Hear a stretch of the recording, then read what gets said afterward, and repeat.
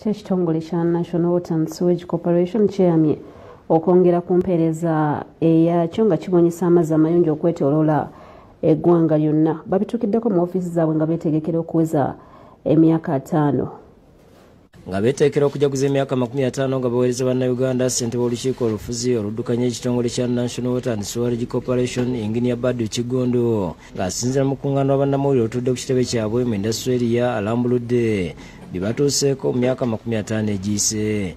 Ayogedde ku bungi bw'abantu abakozesezza amazzi amayonjo so nga n'obubuga mwe gatuuka kati bwera 263. Abantu betwawanga oba betwatuusangako amazzi mu 72 balinga 20,000 naye wenjogerera kati obukadde 18 obwa Uganda bufuna obutukibwako amazzi gaffe. Alambuludde ku pulojekiti ez'enjawulo President Museveni zagenda okutongoza nga beeteekerateekera ebijaguzo bino era n'asiima gavumenti n'abantu abawagidde. Gavumenti ya Uganda ng'ekulirwa mukulembeze waffe omwagalwa His Excellency the President olw'embeera esobozesezza ffe ng'ekitongole nga tukolaga lumu nammwe kutuuka ku bukulu buno obw'emyaka 5 n'ebyo bye tutuuseeko bye tubanjulidde.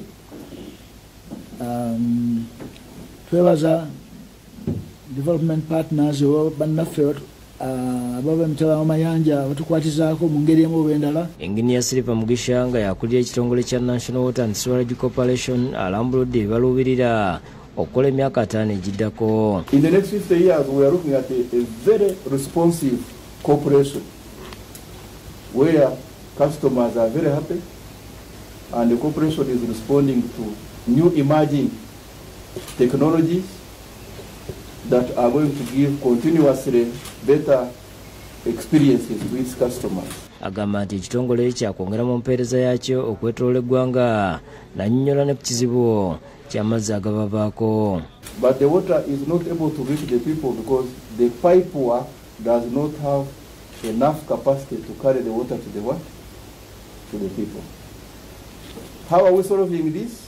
We have this project which is also related to the Katosi water project called Package 2B. Package 2B is a project which is going to focus on the evacuation of water from the reservoir to the people. Dambatadeo yakusekedde gule ino. Ebyemizannyo mugabo